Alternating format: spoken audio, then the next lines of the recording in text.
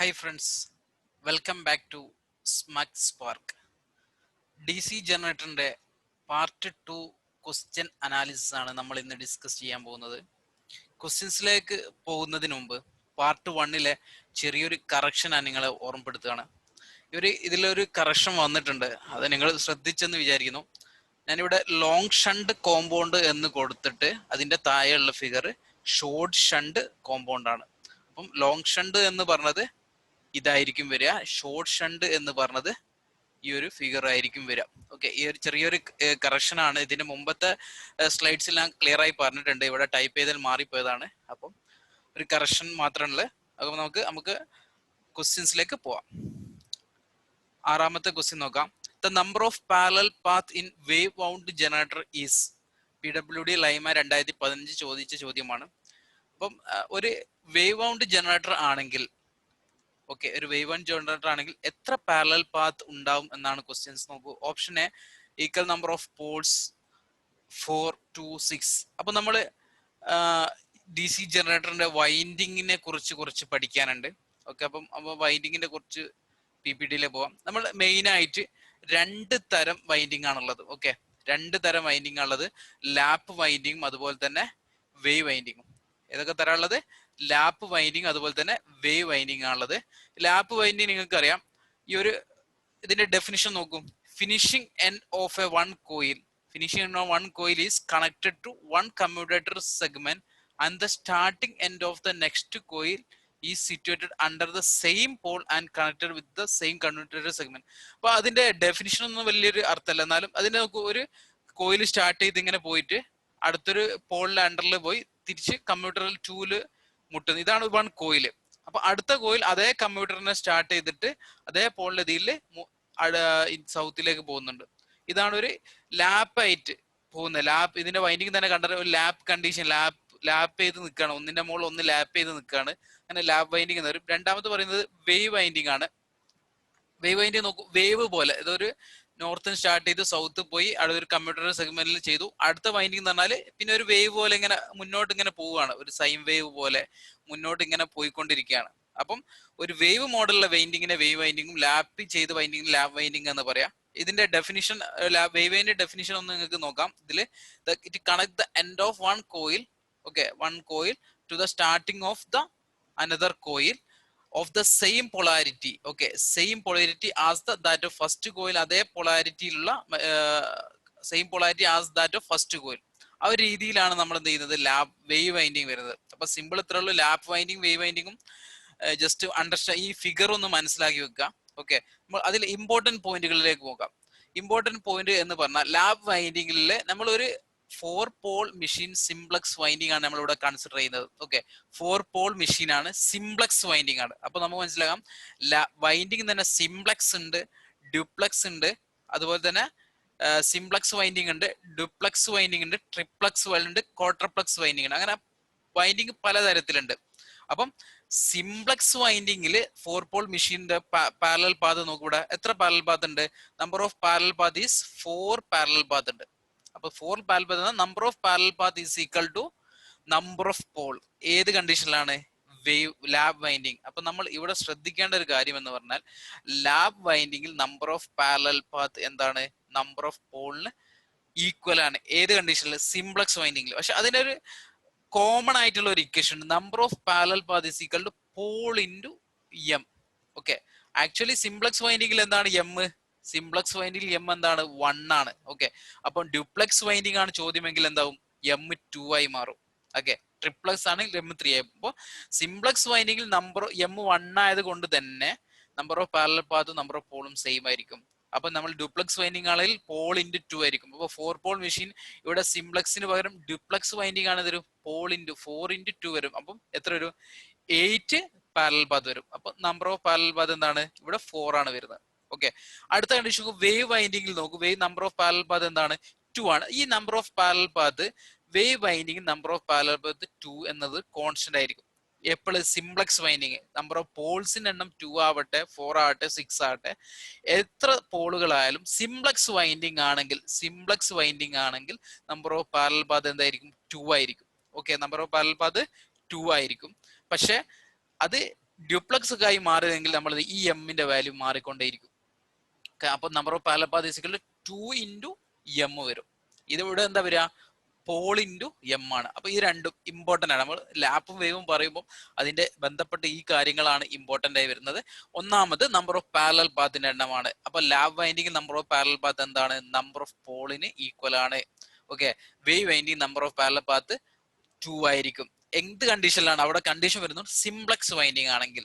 പക്ഷെ ആ ഡ്യൂപ്ലക്സ് അതായത് ട്രിപ്ലക്സ് ക്വാഡ്രപ്ലക്സ് ആണെങ്കിൽ ആ എമ്മിന്റെ വാല്യൂ എന്ത് ചെയ്യും, മാറും. അപ്പൊ ഈ എമ്മിന്റെ വാല്യൂ എന്താണ്, ഇമ്പോർട്ടന്റ് ആണ്. ഈ എം പഠിച്ചു വെക്കുക. അപ്പൊ ഇക്വേഷൻ പഠിച്ചു വെക്കുമ്പോൾ ഇത് പഠിച്ചു വെക്കുക, പോൾ ഇൻറ്റു എം അല്ലെങ്കിൽ 2 ഇൻറ്റു എം പഠിച്ചു വെക്കുക. ഈക്വൽ, ക്ലിയർ അല്ലേ? ഓക്കെ, നമുക്ക് അടുത്ത ചോദ്യം, അടുത്തൊരു ഇതിലേക്ക് പോവാം. ഇതിന്റെ അപ്ലിക്കേഷൻ ആണ് ലാബ് വൈൻഡിങ്. നമ്മൾ എവിടെയാണ് ഉപയോഗിക്കുക, ലാബ് വൈൻഡിങ് ഉപയോഗിക്കുക high current low voltage application ആണ്. ലാബ് വൈൻഡിങ് എന്ന് പറഞ്ഞാൽ നമ്പർ ഓഫ് പാരലൽ പാത്ത് നോക്കുങ്ങൾ, നമ്പർ ഓഫ് പാരലൽ പാത്ത് വളരെ കൂടുതലാണ്. Okay, number of parallel path ഇവിടെ 4 എണ്ണം വരുന്നുണ്ട്. പക്ഷെ സെയിം കണ്ടീഷൻ ഇവിടെ നമ്പർ ഓഫ് പാരലൽ പാത്ത് എത്ര വരുന്നത്, 2 എണ്ണേ വരുന്നുള്ളൂ. അപ്പൊ പാരലൽ പാത്ത് കൂടുതൽ കൂടുതൽ കറണ്ട് ഓരോ പാത്ത് കൂടി നമുക്ക് പാസ് ചെയ്ത് വിടൂലേ. അപ്പൊ നമുക്ക് ഓരോ പാത്തിലൂടെ കൂടുതൽ കറണ്ട് പാസിങ് സ്പ്ലിറ്റ് ചെയ്ത് വിടുമെങ്കിൽ നമുക്ക് എന്ത് ചെയ്യാം, ഹൈ കറണ്ട് അപ്ലിക്കേഷനിൽ അതായത് ലോ വോൾട്ടേജ് അപ്ലിക്കേഷൻ നമ്മൾ എന്താണ് ഉപയോഗിക്കുന്നത്, ലാബ് വൈൻഡിങ് ആണ് ഉപയോഗിക്കുന്നത്. എന്നാൽ വേവ് വൈൻഡിങ് ഉപയോഗിക്കുന്ന നമ്പർ ഓഫ് പാരലൽ പാത്ത് 2 ആണ്. നമ്മൾ ഇത് കൺസിഡർ ചെയ്യുന്ന നമ്പർ ഓഫ് പാരലൽ പാത്ത് 2 ആയതുകൊണ്ട് തന്നെ നമ്മൾ കൂടുതൽ വോൾട്ടേജ് ഇതിന്റെ അക്രോസ് വരാം. അപ്പൊ ഒരു 2 പാരലൽ പാത്തുകൾ, പക്ഷെ കൂടുതൽ വോൾട്ടേജ് നമുക്ക് എന്താ ഈ ഒരു വൈൻഡിങ്ങിന്റെ അക്രോസ് ആയിട്ട് നമുക്ക് കണക്ട് ചെയ്യാം. ഓക്കെ, അപ്പൊ നമ്മൾ high voltage low current application നമ്മൾ എന്താണ് ഉപയോഗിക്കുന്നത്, വേവ് വൈൻഡിങ് ആണ് ഉപയോഗിക്കുന്നത്. അപ്പൊ 2 പോയിന്റ് ആണ് ഇവിടെ ഇമ്പോർട്ടന്റ് ഉള്ളത്. ഹൈ കറണ്ട് ലോ വോൾട്ടേജ് ആപ്ലിക്കേഷനിൽ ലാബ് വൈൻഡിങ്ങും, wave winding high voltage low current ആപ്ലിക്കേഷനും. ക്ലിയർ അല്ലേ? അപ്പോൾ ഇതാണ് ഇതിൽ ഇമ്പോർട്ടന്റ് ആയി വരുന്നത്. അപ്പൊ ലാബ് വൈൻഡിങ് വേവ് വൈൻഡിങ്ങിനൊക്കെ ഫിഗർ പഠിച്ചു വെക്കാം. പക്ഷെ ഇതുപോലെ തന്നെ ലാബ് വൈൻഡിങ്ങിന്റെ കമ്മ്യൂട്ടേറ്റർ പിച്ച്, അതുപോലെ പോൾ പിച്ച്, കമ്മ്യൂട്ടേറ്റർ പിച്ച്, അങ്ങനത്തെ ബാക്ക് പിച്ച്, ഫ്രണ്ട് പിച്ച് ഒക്കെ വരുന്നുണ്ട്. അപ്പൊ നമ്മൾ വൈൻഡിങ് എന്ന ചാപ്റ്റർ ഡിസ്കസ് ചെയ്യുന്നേരം അതിലെ ക്വസ്റ്റ്യൻസ് മാത്രം നമുക്ക് ഈ ഒരു വീഡിയോ ചെയ്യാം. അപ്പൊ നമുക്ക് ഡിസ്കസ് ചെയ്യാം. ഇവിടെ ഇത്ര മാത്രം പഠിച്ചു വെക്കുക. ലാബ് വൈൻഡിങ്ങിൽ number of parallel path equal to pole into M ആണ്. Okay, number of parallel path in wave വൈൻഡിങ്ങിൽ ഈ 2 ഇൻറ്റു എം ആണ്. High current low voltage application നമ്മൾ ഉപയോഗിക്കുക ലാബ് വൈൻഡിങ്ങും, high voltage low current application നമ്മൾ ഉപയോഗിക്കുക വേവ് വൈൻഡിങ്ങും ആണ്. നമ്മൾ ചോദ്യം നോക്കാം. എന്തായിരുന്നു ചോദ്യം, number of parallel path in wave on generator. ഇവിടെ സിംപ്ലക്സ് ഡ്യൂപ്ലക്സ് ഒന്നും വൈൻഡില്ല. അപ്പൊ നമുക്ക് എന്ത് പറയാം, ഇത് സിംപ്ലക്സ് വൈൻഡിങ് ആണെന്ന് കൺസിഡർ ചെയ്യാം. പാരലൽ പാത്ത് വേവ് ആയതുകൊണ്ട് തന്നെ എന്തായിരിക്കും, നമ്പർ ഓഫ് പാരലൽ പാത്ത് എന്തായിരിക്കും, 2 ആയിരിക്കും ആൻസർ വരിക. അപ്പൊ ഓപ്ഷൻ സി ആണ് കറക്റ്റ് ആൻസർ. അപ്പൊ നമുക്ക് ഏഴാമത്തെ ചോദ്യത്തിലേക്ക് പോകാം. The number of armature parallel path in a triplex lap wound 12 pole DC generator KCB 2014 ചോദ്യമാണ്. നോക്കൂ, ഇവിടെ മാറി ചില ട്രിപ്ലക്സ് വൈൻഡിങ് ആയി അല്ലെ, ലാപ്പാണ് പക്ഷെ എന്താണ്, ട്രിപ്ലക്സ് വൈൻഡിങ് ആണ്, 12 പോൾ ആണുള്ളത്. നമുക്ക് 12, 24, 36. അപ്പൊ നമ്മൾ അതിന്റെ ഡിസ്കഷനിലേക്ക് പോകാം. ഡിസ്കഷൻ നോക്കൂ, നമ്പർ ഓഫ് പാരലൽ പാത്ത് നമ്മൾ ആ ഇക്വേഷൻ നേരത്തെ പഠിച്ച equation number of parallel path is equal to pole into M. ഈ ഇക്വേഷൻ പഠിച്ചു എന്ത് സിമ്പിൾ ആണ്, പോൾ എന്താണ് പറയുന്നത്, 12 ആണ് പറയുന്നുണ്ട്. ട്രിപ്ലക്സ് ആകുമ്പോൾ എം എന്തായി 3 ആയി മാറി. അപ്പൊ number of parallel path 12 into 3, answer 36. വളരെ സിമ്പിൾ ആയ ചോദ്യമാണ്. KCB 2014 ചോദിച്ച ചോദ്യമാണ്. അപ്പൊ ആൻസർ എന്താണ്, 36 ആണ് കറക്റ്റ് ആൻസർ. നമുക്ക് എട്ടാമത്തെ ചോദ്യത്തിലേക്ക് പോകാം. Among the following generator which one has poorest regulation. Assistant engineer PWD 2014 ചോദ്യമാണ്. അപ്പം എന്താണ് റെഗുലേഷൻ എന്നുള്ളത് നമ്മൾ ആദ്യം മനസ്സിലാക്കണം. പുവറസ്റ്റ് റെഗുലേഷൻ ആണോ ഗുഡ് റെഗുലേഷൻ ആണോ നമ്മൾ എങ്ങനെയാണ് കൺസിഡർ ചെയ്യുക, എന്താണ് റെഗുലേഷൻ എന്നുള്ളത് നമ്മൾ ആദ്യം ചെയ്യണം, മനസ്സിലാക്കണം. അപ്പം series, shunt, long shunt, short shunt, അങ്ങനെ പല ആൻസർ ഉണ്ട്. നമുക്ക് റെഗുലേഷൻ എന്താന്നുള്ളത് നമുക്ക് നോക്കാം. വോൾട്ടേജ് റെഗുലേഷൻ എന്ന സിമ്പിൾ ആയ definition, change in voltage from no load to full load. നമുക്കറിയാം നോ ലോഡ് വോൾട്ടേജും ഫുൾ ലോഡ് വോൾട്ടേജും വ്യത്യാസം ഉണ്ടാവും. കാരണം എന്താ, നോ ലോഡ് വോൾട്ടേജ് എന്ന് പറഞ്ഞാൽ ലോഡ് ഒന്നുമില്ല. അപ്പൊ നമ്മൾ ഒരു വോൾട്ടേജ് എന്ത് ചെയ്യും, നമ്മൾ ഒരു 220 ജനറേറ്റർ ആണെങ്കിൽ 220 വോൾട്ട് DC ജനറേറ്റർ ആണെങ്കിൽ ഒരു 220 അബോവ് ഉണ്ടാവും. പിന്നെ നമ്മൾ ഫുൾ ലോഡ് വോൾട്ടേജ് എന്ന് പറഞ്ഞാൽ അതിന്റെ റേറ്റഡ് വോൾട്ടേജ് ആണ്. ആ ഒരു ഇമ്പോർട്ടന്റ് പോയിന്റ് ആണ്. ഫുൾ ലോഡ് വോൾട്ടേജ് എന്ന് പറഞ്ഞു കഴിഞ്ഞാൽ ആ മോട്ടോറിന്റെ റേറ്റഡ് വോൾട്ടേജ് ആണ്, അല്ലാതെ നോ ലോഡ് വോൾട്ടേജ് അല്ല. അപ്പൊ റേറ്റഡ് വോൾട്ടേജ് എന്ന് പറഞ്ഞാൽ അതിന്റെ എന്താണ്, ഫുൾ ലോഡ് വോൾട്ടേജ് ആണ്. ഓക്കെ, അപ്പം നമ്മൾ ഇവിടെ ഒരു ഫുൾ ലോഡ് വോൾട്ടേജ് എന്ന് പറഞ്ഞാൽ എന്താണ്, റേറ്റഡ് വോൾട്ടേജ് ആണ്. അത് നമ്മൾ മനസ്സിലാക്കിയേക്കുക. റേറ്റഡ് വോൾട്ടേജ് ആണ്, ഒരു ഇമ്പോർട്ടന്റ് പോയിന്റ് ആണ്. അപ്പൊ റേറ്റഡ് വോൾട്ടേജ് എന്ന് പറഞ്ഞാൽ ഫുൾ ലോഡ് വോൾട്ടേജ് ആണ്. അപ്പൊ വോൾട്ടേജ് റെഗുലേഷന്റെ ഇക്വേഷൻ നോക്കൂ ഇവിടെ, voltage regulation V R is equal to V no load minus V full load divide by V full load. നമ്മൾ സാധാരണ റെഗുലേഷൻ പെർസെന്റേജിലെ ഇങ്ങോട്ട് റെപ്രസെന്റ് ചെയ്തതിനെ ഇൻറ്റു 100 ചെയ്യുന്നുണ്ട്. ഓക്കെ, അപ്പൊ V no load voltage minus full load voltage divide by full load voltage ആണ് എന്ന് പറയുന്നത് voltage regulation എന്ന് പറയുന്നത്. അപ്പൊ നമുക്ക് ഇതിൽ ഐഡിയൽ ജനറേറ്റർ ആകുമ്പോൾ, ഐഡിയൽ ഒരു ജനറേറ്റർ നമ്മൾ കൺസിഡർ ചെയ്യുകയാണെങ്കിൽ അതിന്റെ നോ ലോഡ് വോൾട്ടേജും ഫുൾ ലോഡ് വോൾട്ടേജ് ഒരിക്കലും മാറാൻ പാടില്ല. അപ്പൊ നോ ലോഡിൽ 225 വോൾട്ടേജ് ഉണ്ടെങ്കിൽ നിങ്ങൾ റേറ്റഡ് വോൾട്ടേജ് അല്ലെ റേറ്റഡ് ലോഡ് കണക്ട് ചെയ്ത് കഴിഞ്ഞാലും അതിന്റെ വോൾട്ടേജ് 225 ആയി തന്നെ കിടക്കണം. അങ്ങനത്തതാണ് ideal generator. It is possible അല്ല. ഓക്കെ, അങ്ങനെ ഐഡിയൽ ജനറേറ്ററിന്റെ 0 വോൾട്ടേജ് റെഗുലേഷൻ ആണ്. അപ്പം വോൾട്ടേജ് റെഗുലേഷൻ കുറയുക എന്ന് പറഞ്ഞാൽ, വോൾട്ടേജ് റെഗുലേഷൻ വളരെ കുറവാണെന്ന് പറഞ്ഞാൽ അത് നല്ല റെഗുലേഷൻ കൂടി ബെറ്റർ റെഗുലേഷൻ എന്ന് പറഞ്ഞു കഴിഞ്ഞാൽ എന്താണ്? ബെറ്റർ റെഗുലേഷൻ എന്ന് പറഞ്ഞാൽ വോൾട്ടേജ് റെഗുലേഷൻ വാല്യൂ വളരെ കുറവാണെന്ന് പറയാം. കാരണം അതിന്റെ ചേഞ്ചിങ് വോൾട്ടേജ് വളരെ കുറവാണ്. അപ്പോൾ ബെറ്റർ റെഗുലേഷൻ ഉള്ള ജനറേറ്റർ എന്ന് പറഞ്ഞാൽ അതിന്റെ വോൾട്ടേജ് റെഗുലേഷൻ വാല്യൂ വളരെ കുറവായിരിക്കും. അപ്പൊ പുവർ റെഗുലേഷൻ എന്ന് പറഞ്ഞു കഴിഞ്ഞാൽ വോൾട്ടേജ് റെഗുലേഷൻ വാല്യൂ വളരെ കൂടുതലായിരിക്കും. അപ്പൊ നമ്മൾ ഇവിടെ ഓപ്ഷനിൽ നോക്കാം, നമ്മൾ ഈ ഒരു ഗ്രാഫ് നോക്കാം. ഇതൊരു ടെർമിനൽ വോൾട്ടേജും അതുപോലെ തന്നെ performance curve four DC generator ആണ്. ലോഡ് കറണ്ട്, അപ്പൊ ലോഡ് കൂടുന്നതിനനുസരിച്ച് നോക്കും നമ്മൾ സാധാരണ കണ്ടീഷനിൽ നമ്മൾ ലോഡ് കൊടുക്കാതെ നോ ലോഡ് വോൾട്ടേജ്, ഇത് പല മോട്ടോറിന്റെ ഇത് കൊടുത്തിട്ടുണ്ട്. ഇതെന്താണ്? ഫസ്റ്റത്തെ ഏറ്റവും ടോപ്പിലുള്ളത് ഷണ്ട് വൗണ്ട് ആണ്. ഓക്കെ, പിന്നെ അതിൽ ഗ്രീൻ റെഡിൽ കൊടുത്തത് ഫസ്റ്റ് കൊടുത്തത് ഷണ്ട് ആണ്. അതിന്റെ താഴെ കൊടുത്തത് സെപ്പറേറ്റ്ലി എക്സൈറ്റഡിന്റെ കൊടുത്തത്. അപ്പൊ ബ്ലൂവിൽ കൊടുത്തത് കോമ്പൗണ്ട് ആണ്. നമ്മൾ ഇത് നോക്കൂ, ഇതാണ് ഒരു നോ ലോഡ് വോൾട്ടേജ്. പക്ഷെ ഇത് നോക്കൂ, ഈ ബ്ലൂ കളറിലുള്ളത് നോക്കൂ, ഈ ബ്ലൂ കളറിലെ ഗ്രാഫ് നോക്കൂ നിങ്ങൾ, അതെന്താണ്? സീരീസ് ആണ്. അപ്പൊ സീരീസിൽ നിങ്ങൾ നോക്കൂ, ലോഡില്ലാത്ത കണ്ടീഷനിൽ എന്ത് ചെയ്യും? ഈ ഇതിന്റെ വോൾട്ടേജ് എന്ന് പറഞ്ഞ ടെർമിനൽ വോൾട്ടേജ് 0 ആണ്. അപ്പൊ ലോഡ് കൂടുന്നതിനനുസരിച്ച് എന്ത് ചെയ്യാണ്? വോൾട്ടേജ് കൂടിക്കൊണ്ടിരിക്കുകയാണ്. അതിന്റെ കാരണം എന്താ? അപ്പൊ സീരീസ് ഫീൽഡിന്റെ, അതായത് സീരീസ് ജനറേറ്ററിന്റെ പിന്നെ ഫിഗർ എടുത്തു കഴിഞ്ഞാൽ നിങ്ങൾക്ക് മനസ്സിലാവും, ആർമേച്ചറും സീരീസ് ഫീൽഡും എന്താണ്? ഫീൽഡും സീരീസ് ആണ്. അപ്പം ലോഡ് എടുത്തു കഴിഞ്ഞാൽ മാത്രം എന്ത് ചെയ്യും? വോൾട്ടേജ് പാസ് ചെയ്യും. ഓക്കെ, അപ്പൊ ഈ ഒരു ഫിഗർ ഞാൻ ഇവിടെ സീരീസിനെ നോക്കുന്നുണ്ട്. അപ്പൊ സീരീസിൽ നോക്കൂ, ഇവിടെ ഒരു ലോഡ് ഇല്ലെങ്കിൽ എന്ത് ചെയ്യും? ഇതിലൂടെ കറണ്ട് പാസ് ചെയ്യില്ല. അപ്പൊ എന്ത് ചെയ്യും? ഫീൽഡിലെ കറണ്ട് എന്തായിരിക്കും? 0 ആയിരിക്കും. ഫീൽഡിലെ കറണ്ട് 0 ആണെങ്കിൽ എന്തിനാണ് നമ്മൾ EMF പ്രൊഡ്യൂസ് ചെയ്യോ? അപ്പം വോൾട്ടേജ് വളരെ കുറവായിരിക്കും. പക്ഷെ ലോഡ് ഇവിടെ കണക്ട് ചെയ്ത് കഴിഞ്ഞാൽ, നമ്മളിവിടെ ഒരു ലോഡ് കണക്ട് ചെയ്ത് കഴിഞ്ഞാൽ എന്ത് സംഭവിക്കും? ഇതിലൂടെ കറണ്ട് പാസ് ചെയ്യാൻ തുടങ്ങും. അപ്പൊ ഫീൽഡ് കൂടും ചെയ്യും. അപ്പൊ അതിന്റെ ടെർമിനൽ വോൾട്ടേജ് എന്ത് ചെയ്യും? ഔട്ട്പുട്ട് വോൾട്ടേജ് കൂടും. അപ്പൊ സീരീസ് ഫീൽഡിൽ നമ്മൾ സാധാരണ കണ്ടീഷനിൽ എന്തെങ്കിലും സ്റ്റാർട്ടിങ്ങിൽ ലോഡ് ഒന്നും ഇല്ലെങ്കിൽ അതിലെ വോൾട്ടേജ് ഡെവലപ്പ് ചെയ്യുന്നത് വളരെ ബുദ്ധിമുട്ടാണ്. കാരണം വളരെ കുറവായിരിക്കും. ഓക്കെ, അപ്പം സീരീസിന്റെ ഗ്രാഫ് കണ്ടില്ല. അപ്പം നമുക്ക് മനസ്സിലായി ഇവിടെ സീരീസ് ഈ തന്നിരിക്കുന്ന ജനറേറ്ററിൽ നമ്മൾ നോക്കുകയാണെങ്കിൽ പ്യുവറസ്റ്റ് റെഗുലേഷൻ ഉള്ളത് ഏതാണ്? സീരീസ് ആണ്. ഷണ്ടിന് സ്റ്റാർട്ടിങ്ങിലെ വോൾട്ടേജ് ഉണ്ടാവും, ചെറിയൊരു വോൾട്ടേജ് ഡ്രോപ്പ് കുറവുണ്ടാവും. പക്ഷെ ലോങ് ഷണ്ടും ഷോർട്ട് ഷണ്ടും ക്യുമുലേറ്റീവോ ഡിഫറൻഷ്യലോ ഒന്നും പറഞ്ഞിട്ടില്ല. ഈ തന്നിരിക്കുന്ന ആൻസർ എന്ന് പറയുന്നത്, ഓപ്ഷനിൽ ആൻസർ എന്ന് പറയുന്നത് സീരീസ് ഫീൽഡ് ആണ്. അപ്പൊ അതിന്റെ കൂടെ ചേർത്ത് പഠിക്കേണ്ട ഒരു സംഭവമുണ്ട്. ഈ രണ്ട് ചോദ്യങ്ങൾ നിങ്ങൾ പഠിച്ചു വെക്കണം. ഒന്നാം ചോദ്യം നോക്കൂ, ദ വോൾട്ടേജ് റെഗുലേഷൻ. ഓക്കെ, ഇതിന്റെ കൂടെ പഠിച്ചേക്കേണ്ടത് ഈ ചോദ്യം ഞാൻ പിന്നീട് കൊടുക്കാതെ നോക്കൂ.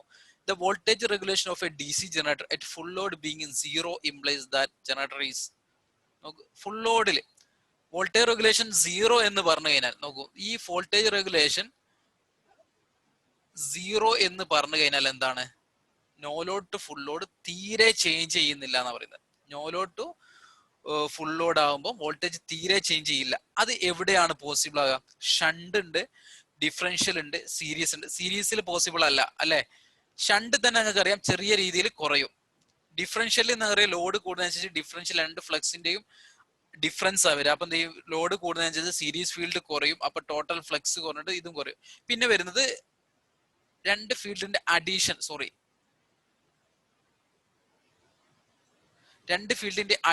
വരുന്നത് എവിടെയാണ്? ക്യൂമുലേറ്റീവിലാണ്. അപ്പൊ ലോഡ് കൂടുന്നതനുസരിച്ച് എന്ത് ചെയ്യും? ഫ്ലക്സ് കൂടുന്ന എവിടെ വരുന്നത്? ക്യൂമുലേറ്റീവില. അപ്പൊ ആ ക്യൂമുലേറ്റീവിൽ മാത്രമേ നമുക്ക് എന്ത് ചെയ്യും? ലോഡ് കൂടുന്നതനുസരിച്ച് എന്ത് ചെയ്യും? ഫ്ലക്സ് ഓട്ടോമാറ്റിക്കലി കൂടുന്ന ഒരു കണ്ടീഷൻ വരും. ആ ഒരു കണ്ടീഷനിൽ മാത്രമേ 0 implies, അതായത് 0 റെഗുലേഷൻ വരാൻ ചാൻസ് ഉള്ളൂ.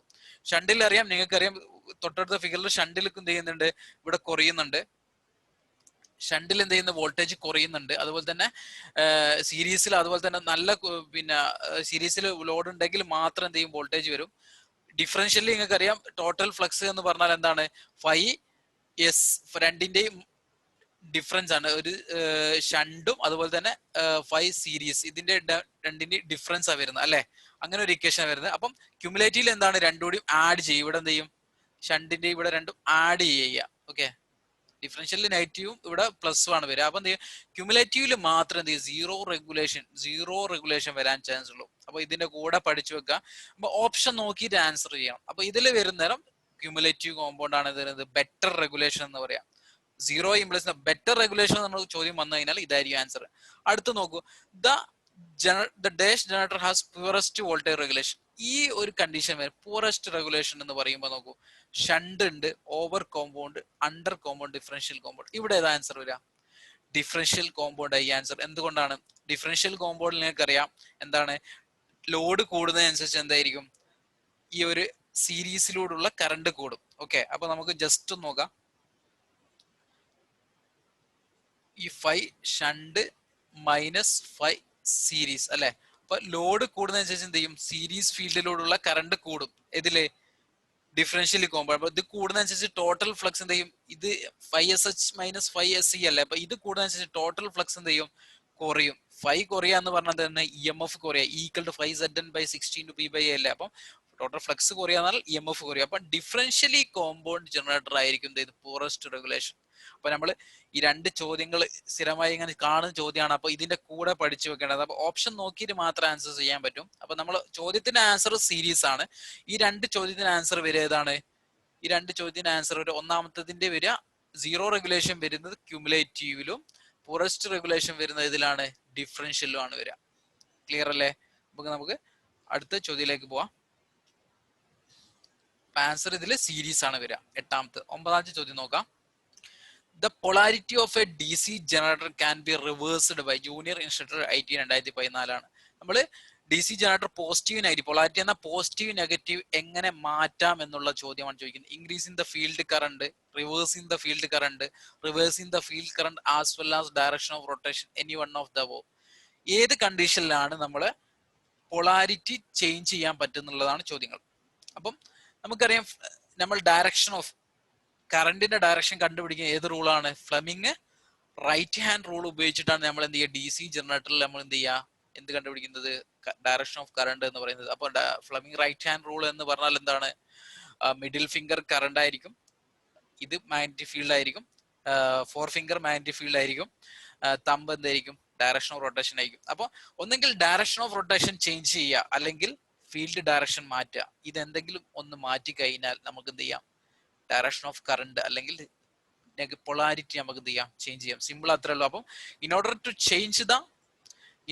Change the polarity of the generator, ഒന്ന് first condition either the direction of rotation of the generator has to be reversed. Okay, ഒന്നെങ്കിൽ അതാണ് ഇമ്പോർട്ടന്റ്, ഒന്നെങ്കിൽ ഡയറക്ഷൻ ഓഫ് റൊട്ടേഷൻ മാറ്റുക അല്ലെങ്കിൽ the direction of magnetic field has to be reversed. രണ്ടുകൂടിയും ചെയ്ത് കഴിഞ്ഞാൽ എന്ത് ചെയ്യും? ക്ലോക്ക് വൈസിൽ കറങ്ങുന്ന ജനറേറ്ററിന്റെ പോസിറ്റീവ് നെഗറ്റീവ് ടെർമിൽ ഒരു താഴെ മോളും ആണെങ്കിൽ, ഇങ്ങനെ കൺസിഡർ ചെയ്യും മോളും താഴെ ആണെങ്കിൽ നമ്മൾ രണ്ടുകൂടി ചെയ്ത് കഴിഞ്ഞാൽ ഇതേ കണ്ടീഷനിൽ തന്നെ ആയിരിക്കും ഔട്ട്പുട്ട് വരിക. ഏതെങ്കിലും ഒന്ന് ചേഞ്ച് ചെയ്ത് കഴിഞ്ഞാൽ, ഒന്നെങ്കിൽ ഡയറക്ഷൻ മാറ്റി കഴിഞ്ഞാൽ അല്ലെങ്കിൽ മാഗ്നറ്റിക് ഫീൽഡിന്റെ ഡയറക്ഷൻ മാറ്റി കഴിഞ്ഞാൽ ഫീൽഡ് ഒന്ന് മാറ്റി കൊടുക്കുക, ഇന്റർചേഞ്ച് ചെയ്ത് കൊടുക്കുക, അല്ലെങ്കിൽ ഡയറക്ഷൻ ഓഫ് റൊട്ടേഷൻ മാറ്റി കൊടുക്കുക. അത് നമ്മൾ അതിനെ കപ്പിൾ ചെയ്ത മോട്ടോറിന്റെ ഡയറക്ഷൻ മാറ്റിയാൽ മതി. അപ്പൊ നമ്മൾ DC ജനറേറ്ററിന് കപ്പിൾ ചെയ്തിട്ടുള്ള എന്താണോ കപ്പിൾ ചെയ്തത് അതിന്റെ ഡയറക്ഷൻ റൊട്ടേഷൻ മാറ്റി കഴിഞ്ഞാൽ അതിന്റെ ആർമേച്ചറിന്റെ റൊട്ടേഷൻ മാറും.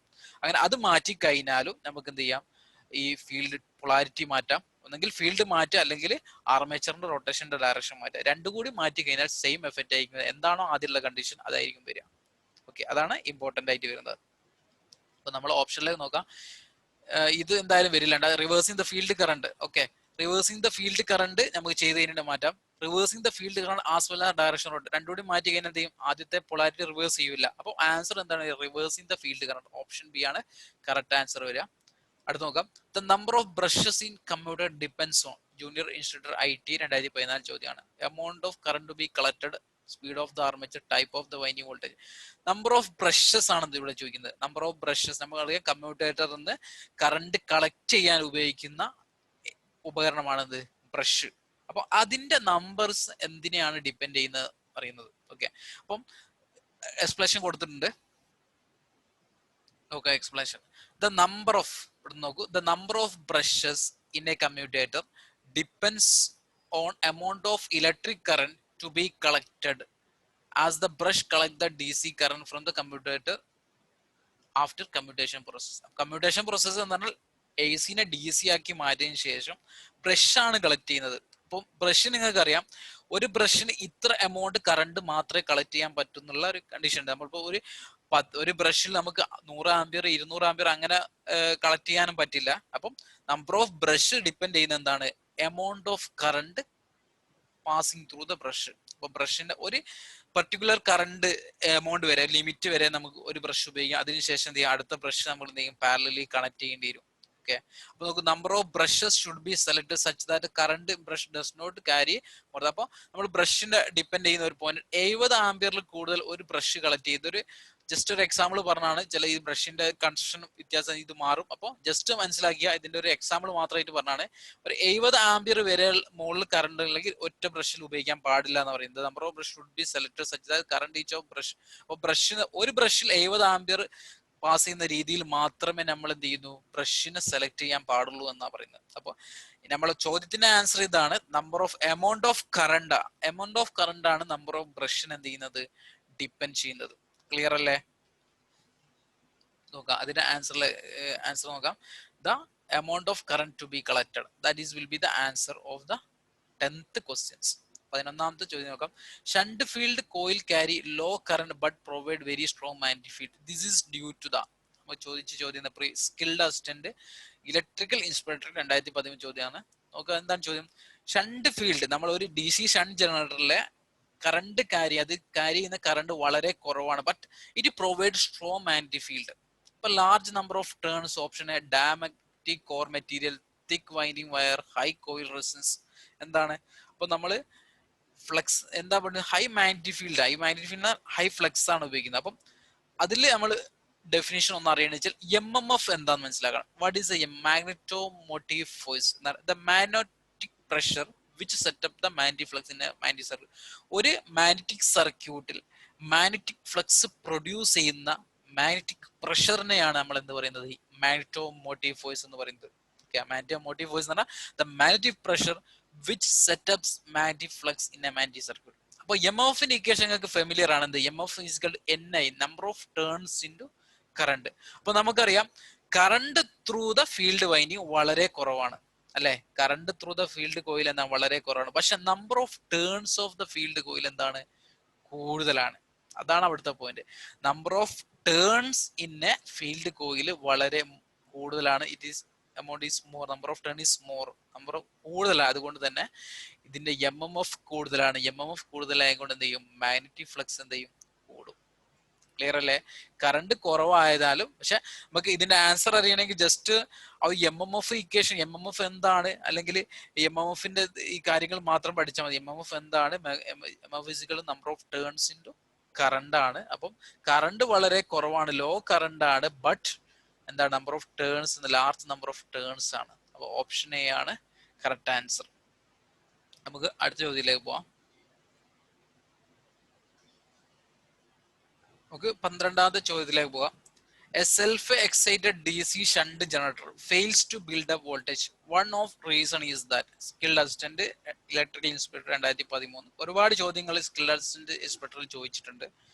ഈ കൊല്ലം ജില്ലയിലെ ഇലക്ട്രിക്കൽ ഇൻസ്പെക്ടർ എക്സാം എനിക്ക് തോന്നുന്നു അടുത്ത് വരാനുണ്ട് എന്ന് തോന്നുന്നുണ്ട്. ഓക്കെ, അപ്പൊ നമ്മൾ നോക്കാം എന്താണ് ഈ വോൾട്ടേജ് ബിൽഡപ്പ് ചെയ്യുന്നില്ല. നമുക്കറിയാം ഷണ്ട് ജനറേറ്ററിൽ വോൾട്ടേജ് ബിൽഡപ്പ് ചെയ്യുന്നുണ്ട്. ചെറിയ റെസിഡൽ മാഗ്നറ്റിസമായി ചെറിയൊരു magnetic field flux, residual magnetism ഉണ്ടാവും. അതുവഴി ചെറിയൊരു വോൾട്ടേജ് ഡെവലപ്പ് ചെയ്യും. അത് പിന്നെ കൂടി അതിന്റെ റേറ്റഡ് വോൾട്ടേജിലേക്ക് മാറും. അതിനാണ് വോൾട്ടേജ് ബിൽഡപ്പ് എന്ന് പറയുന്നത്. നമ്മൾ ലാസ്റ്റ് വീഡിയോയിൽ ഡിസ്കസ് ചെയ്താണ്. അപ്പൊ നോക്കാം അതിന്റെ ഓപ്ഷൻ നോക്കുക. The shunt field resistance values below the critical value. Okay, the generator is without load, it runs at more than the rated speed. There is a improper relation between direction of rotation and direction of field current. അപ്പൊ നമുക്ക് അതിന്റെ voltage ബിൽഡപ്പും അതിന്റെ കുറച്ച് കാര്യങ്ങൾ explain ചെയ്യാനുണ്ട്. അത് നോക്കാം. First നമ്മൾ മെയിൻ ആയിട്ട് 4 കാരണങ്ങളാണുള്ളത്. Reason for failure to build up the voltage. Okay, reason for failure of to build up the voltage. First one is lack of residual magnetism. എന്തെങ്കിലും കാരണത്താൽ ഡി സി ജനറേറ്ററിലുള്ള റെസിഡൽ മാഗ്നറ്റിസം എന്ത് ചെയ്യുന്നത്, നഷ്ടപ്പെട്ടു പോയിട്ടുണ്ട്. ആ ഒരു കണ്ടീഷനിൽ എന്താണ്, അങ്ങനെ ഒരു കണ്ടീഷനിലാവുമ്പോൾ നമുക്ക് എന്ത് ചെയ്യും, വോൾട്ടേജ് ഡെവലപ്പ് ചെയ്യില്ല. രണ്ടാമത് field circuit connection reversed. Okay, നോക്കുക, field current that flow the field circuit should produce an MMF that aids the residual magnetism. നമ്മൾ ഫീൽഡിലൂടെ പാസ് ചെയ്യുന്ന കറണ്ടും ഓക്കെ, അതിൽ ആ കറണ്ട് അതിലുള്ള റെസിഡൽ മാഗ്നറ്റിസത്തിന് എന്ത് ചെയ്യണം, ഇംപ്രൂവ് എന്ന രീതിയിലേക്ക് മാറണം. നമ്മളിപ്പം ഫീൽഡിലൂടെ കറണ്ട് പാസ് ചെയ്യാണ്, നമ്മളിപ്പം ഒരു ഡയറക്ഷനിൽ പാസ് ചെയ്യും. ആ കറണ്ട് പാസ് ചെയ്യുന്നത് നിലവിലുള്ള മാഗ്നറ്റിക് ഫീൽഡിനെ, അതായത് എം എഫിന്റെ അതിന്റെ ഓപ്പോസിറ്റ് ഡയറക്ഷനിലാണെങ്കിൽ എന്ത് ചെയ്യില്ല, ആ ടോട്ടൽ എന്ത് ക്യാൻസൽ ചെയ്തിട്ട് 0 ആയി മാറും. അത് ഇമ്പോർട്ടന്റ് ആണ്. Field current that flow the field circuit should produce an MMF that AIDS the residual. നമ്മൾ ഫീൽഡ് കറണ്ട് പ്രൊഡ്യൂസ് ചെയ്യുന്ന MMF അതിലുള്ള റെസിഡൽ മാഗ്നറ്റിസിനെ കൂട്ടുന്ന രീതിയിലേക്ക് മാറണം. അതിന്റെ ഓപ്പോസിറ്റ് ആയാൽ എന്താണ് കണ്ടീഷന്, ഉള്ളതായിട്ട് എന്ത് ചെയ്യും, ടോട്ടൽ 0 ആയി മാറും. അപ്പൊ ഡയറക്ഷൻ ഇമ്പോർട്ടന്റ് ആണ്. മൂന്നാമത്തെ, field circuit resistance higher than the critical resistance. നമ്മൾ ഫീൽഡ് സർക്യൂട്ടിന്റെ റെസിസ്റ്റൻസ് ക്രിറ്റിക്കൽ റെസിസ്റ്റൻസ് ഫീൽഡ് റെസിസ്റ്റൻസിലേക്ക് എന്ത് ചെയ്യണം, ഇതിലേക്ക് കൂടാൻ പാടില്ല. അഥവാ കൂടി കഴിഞ്ഞാൽ എന്ത് ചെയ്യില്ല, അതിലൂടെ കറണ്ട് പാസ് ചെയ്യില്ല, നമുക്ക് റിക്വയർഡ് ആയ ഫീൽഡ് ഫ്ലക്സ് പ്രൊഡ്യൂസ് ചെയ്യില്ല. അപ്പൊ ഒരു ഇമ്പോർട്ടന്റ് ആണ് critical field resistance. Okay, open connection or high resistance in the armature circuit. അപ്പോൾ നമ്മൾ ഈ ഫീൽഡിലേക്ക് വരുന്ന കറണ്ടിൽ എന്തെങ്കിലും കമ്മ്യൂട്ടേറ്ററിൽ പ്രോബ്ലം, എന്തെങ്കിലും ഡസ്റ്റ് ഒക്കെ കൂടി കമ്പ്യൂട്ടറിൽ പ്രോബ്ലം ആയിട്ട്, അല്ലെങ്കിൽ അതിന്റെ ഓപ്പൺ കണക്ഷൻ അങ്ങനത്തെ എന്തെങ്കിലും പ്രശ്നം പറ്റിയിട്ട് ആർമേച്ചറിൽ കൂടി ഔട്ടിലേക്ക് കറണ്ട് വരുന്നില്ലെങ്കിൽ സാധാരണ രീതിയിൽ അത് എന്തായി മാറും, ഈ ഒരു ഫെയിലിയർ ഓഫ് ബിൽഡപ്പ് വോൾട്ടേജിന് കാരണം. അപ്പൊ 4 എണ്ണമാണുള്ളത്. Lack of residual magnetism, field circuit connection reversed, field circuit resistance higher than the critical field resistance, open connection or high resistance in the armature circuit. അപ്പൊ നമ്മളെ ഓപ്ഷനിലേക്ക് പോവാം. ഓപ്ഷൻ എന്താ പറയുന്നത്, shunt field resistance value below the critical resistance. അങ്ങനെയാണ് ഒരു പ്രശ്നവുമില്ല. Below the critical resistance ആണെങ്കിൽ എന്ത് ചെയ്യും, തീർച്ചയായും എന്ത് ചെയ്യും, ബിൽഡപ്പ് പ്രൊഡ്യൂസ് ചെയ്യും. ജനറേറ്റർ വിത്തൗട്ട് ലോഡ് ഇതൊരു പ്രശ്നമല്ല. ലോഡ് ഇല്ലെങ്കിൽ ലോഡ് ഉണ്ടെങ്കിലും റെസിഡൽ മാഗ്നറ്റിസം അതിന്റെ ബിൽഡപ്പിന് പ്രശ്നം പറ്റില്ല. It runs more than rated speed, ഇതും ഒരു പ്രശ്നമല്ല. നാലാമത്തെ, there is a improper relation between direction of rotation and the direction of field current. അതന്നെ, ഡയറക്ഷൻ ഓഫ് റൊട്ടേഷനും ഡയറക്ഷൻ ഓഫ് ഫീൽഡ് കറണ്ടും എന്താണ്, current through the field current എന്ത് ചെയ്യും, അതിന്റെ ഡയറക്ഷൻ ഓഫ് ഫീൽഡ് കറണ്ട് മാറിക്കഴിഞ്ഞാൽ, അതാണ് ഇതിലെ സെക്കൻഡ് പോയിന്റ് നമ്മൾ ഡിസ്കസ് ചെയ്തതിലെ ഈ സെക്കൻഡ് പോയിന്റിൽ കൂടി അതാ പറയുന്നത്. ഡയറക്ഷൻ മാറിക്കഴിഞ്ഞാൽ ഫീൽഡിലൂടെ കറണ്ട് പറഞ്ഞാൽ നിലവിലെ റെസിഡൽ മാഗ്നറ്റിസത്തിനെ ഓപ്പോസ് ചെയ്യുന്ന രീതിയിൽ മാറിക്കഴിഞ്ഞാൽ ടോട്ടൽ 0 ആയി മാറും. അതാണ് ആൻസർ വരുന്നത്. ഇതിന്റെ കൂടെ നമ്മൾ പഠിക്കേണ്ട ഒരു സംഭവമാണ് ക്രിറ്റിക്കൽ ഫീൽഡ് റെസിസ്റ്റൻസ് എന്ന സംഭവം. നമ്മൾ വളരെ ഇമ്പോർട്ടന്റ് ആണ് ക്രിറ്റിക്കൽ ഫീൽഡ് റെസിസ്റ്റൻസ് എന്ന സംഭവം. ഓക്കെ, അപ്പോൾ എന്താണ് ക്രിറ്റിക്കൽ ഫീൽഡ് റെസിസ്റ്റൻസിലേക്ക് നമ്മൾ പോവാം.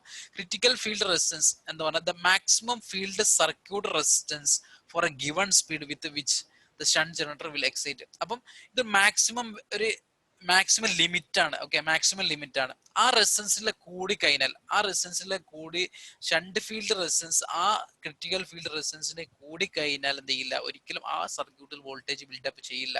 ഓക്കെ, അപ്പം the maximum field circuit resistance with which shunt generator would excite. അപ്പൊ അതുവരെയുള്ള റെസിസ്റ്റൻസ് ആണ് നമ്മൾ ഷണ്ടിൽ കണക്ട് ചെയ്യുന്നതെങ്കിൽ ഒരു പ്രശ്നമില്ല, വോൾട്ടേജ് എന്ത് ചെയ്യും, ബിൽഡപ്പ് ചെയ്യും. നോക്കൂ, the shunt generator will build up voltage only ഈ field resistance is less than the critical field resistance. അത് തന്നെയാണ്.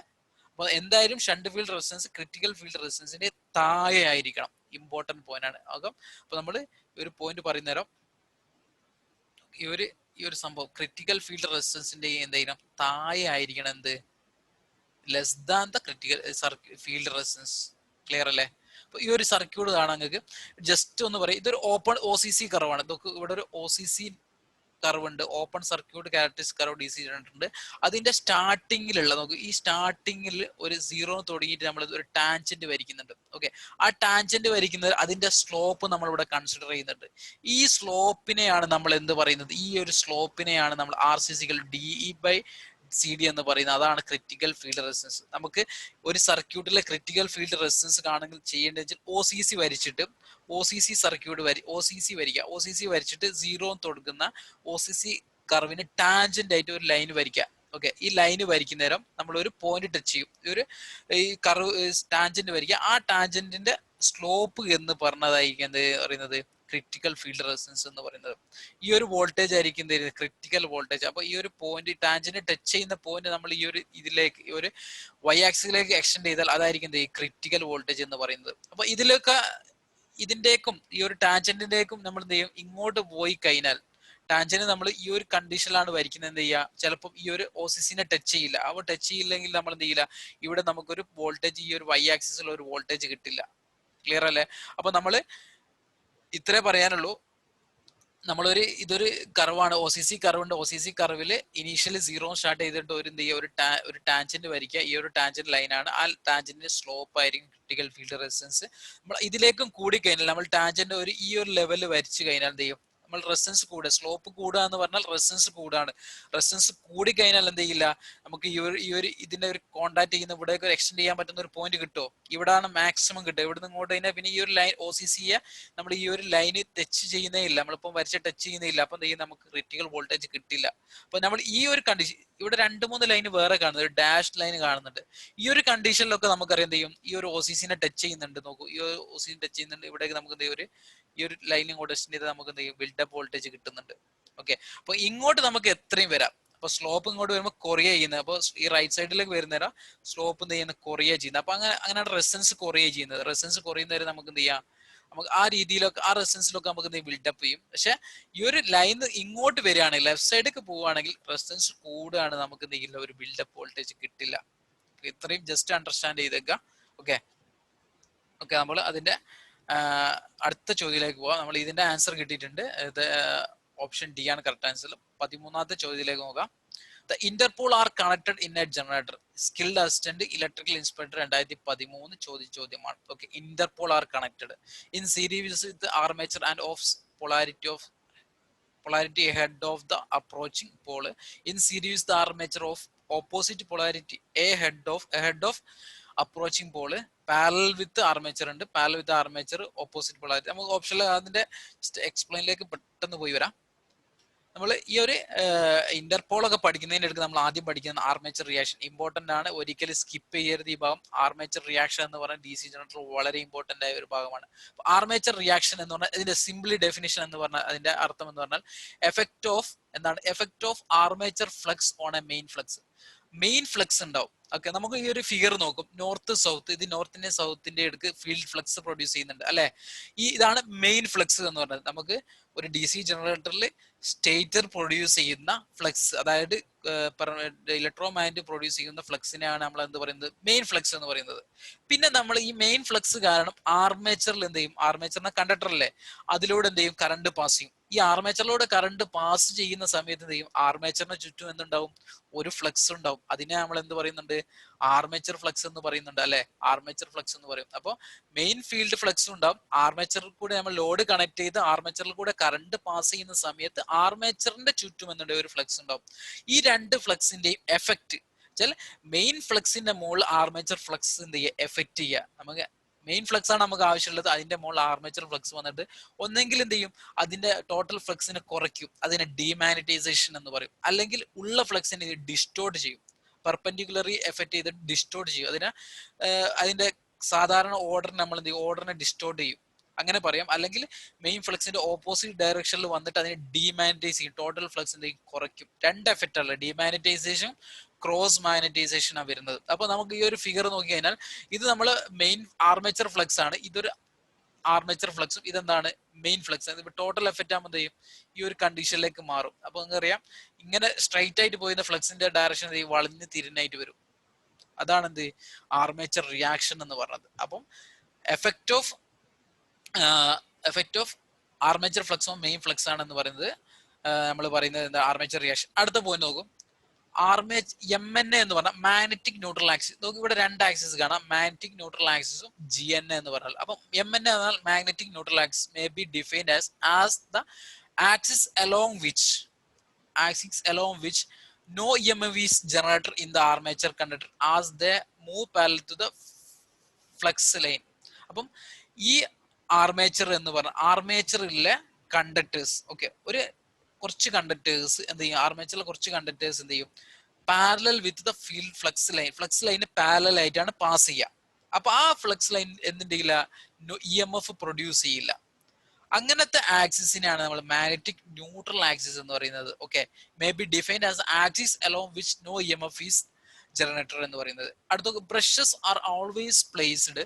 ഈ ഒരു പോയിന്റ് നോക്കൂ, brushes are always placed along the MNA because reversal of current in the armature current takes place along this axis. അപ്പൊ MNA axis, അതായത് no EMF axis, അതായത് MNA ആക്സിസിലാണ് എന്ത് ചെയ്യുക, റിവേഴ്സൽ ഓഫ് കറണ്ടിന്റെ റിവേഴ്സൽ, പോസിറ്റീവ് റിവേഴ്സൽ നടക്കുക. അപ്പൊ അവിടെ എന്ത് ചെയ്യില്ല, സ്പാർക്ക് കുറവായിരിക്കും. അപ്പൊ EMF ഇല്ലാത്തത് കൊണ്ട് അവിടെ നിന്നാണ് നമ്മൾ എന്ത് ചെയ്യുക, കളക്ട് ചെയ്യുക, ബ്രഷ് വെച്ച് കളക്ട് ചെയ്യുക. അപ്പൊ MNA ആക്സിസിലാണ് നമ്മൾ സാധാരണ എന്ത് ചെയ്യുക, ബ്രഷ് കളക്ട് ചെയ്യുക. അപ്പൊ ഓക്കെ, അതൊരു പോയിന്റ് ആണ്. അടുത്ത് നോക്കുക, GNA എന്ന് പറഞ്ഞാൽ geometrical neutral axis may be defined axis which is perpendicular the stator field axis. അപ്പോൾ സ്റ്റേറ്റർ ഫീൽഡിന്റെ പെർപെൻഡിക്കുലർ ആയി വരുന്ന, ഓക്കെ, ഈ ഒരു പെർപെൻഡിക്കുലർ ഡയറക്ഷനിൽ വരുന്ന GNA വരുന്നുണ്ട്. ഓക്കെ, അപ്പം മാഗ്നറ്റിക് ന്യൂട്രൽ ആക്സിസും GNA നോർമൽ കണ്ടീഷനിൽ GNA MNA എന്ത് ചെയ്യും, ഈ ഒരു ഒരേ പോയിന്റ് ആയിരിക്കും GNA MNA. പക്ഷെ ആർമേച്ചർ റിയാക്ഷൻ വരുമ്പോൾ MNA എന്ത് ചെയ്യും, ടോട്ടൽ ഫ്ലക്സ് എന്ത് ചെയ്യും, ഈ ആർമേച്ചർ റിയാക്ഷൻ കാരണം ടോട്ടൽ ഫ്ലക്സിന്റെ മാഗ്നറ്റിക് ന്യൂട്രൽ ആക്സിസ് എന്ത് ചെയ്യും, GNA എന്ന് എന്ത് ചെയ്യും, ജസ്റ്റ് ട്വിസ്റ്റ് ചെയ്യും. അപ്പൊ ആ ഒരു ട്വിസ്റ്റ് കൊണ്ട് പല പ്രശ്നങ്ങളുണ്ട്. വെച്ചാല് നമ്മൾ ബ്രഷ് എന്ന് പറഞ്ഞാൽ ബ്രഷിന്റെ പൊസിഷൻ നമ്മൾ MNA പൊസിഷനിൽ വെക്കണം എന്നാണ് സാധാരണ, ഈ ഒരു MNA ആക്സിസിൽ വെക്കണം എന്ന് പറയുന്നത്. പക്ഷെ ഈ MNA ഈ ആർമേച്ചർ റിയാക്ഷൻ മാറുന്നതനുസരിച്ച് MNA മാറും. ആർമേച്ചർ റിയാക്ഷന്റെ കാരണത്താൽ MNA മാറും. MNA മാറുന്നതനുസരിച്ച് നമുക്ക് ബ്രഷിന്റെ പൊസിഷൻ അങ്ങോട്ടും ഇങ്ങോട്ടും മാറ്റാൻ പറ്റില്ല. അപ്പൊ MNA നമ്മൾ കോൺസ്റ്റന്റ് ആയി വെക്കും. പക്ഷെ അപ്പോൾ MNA ഇങ്ങോട്ട് മാറുന്നെങ്കിൽ neutral axis, neutral point, no EMF point പറഞ്ഞാൽ ഈ ഡയറക്ഷനിലേക്ക് മാറും. അപ്പൊ എന്ത് ചെയ്യും, ബ്രഷ് ഇവിടെ വരിക, ബ്രഷ് പൊസിഷനിൽ ഈ ഒരു പൊസിഷനിലും വരും, ന്യൂട്രൽ പൊസിഷൻ ഈ ഒരു പൊസിഷനിൽ വരുന്നത് എന്ത് ചെയ്യും, അവിടെ ഒരു സ്പാർക്കിംഗ് ഒക്കെ വരും. ഈ ഒരു എഫക്റ്റ് ഒക്കെ എന്ത് ചെയ്യുന്ന ആർമേച്ചർ റിയാക്ഷനായിട്ട്, ആർമേച്ചർ റിയാക്ഷന്റെ ബാഹ്യഫലങ്ങളാണ് ഈ ഒരു നമ്മൾ സ്പാർക്കിംഗ് ഒക്കെ വരുന്നത്.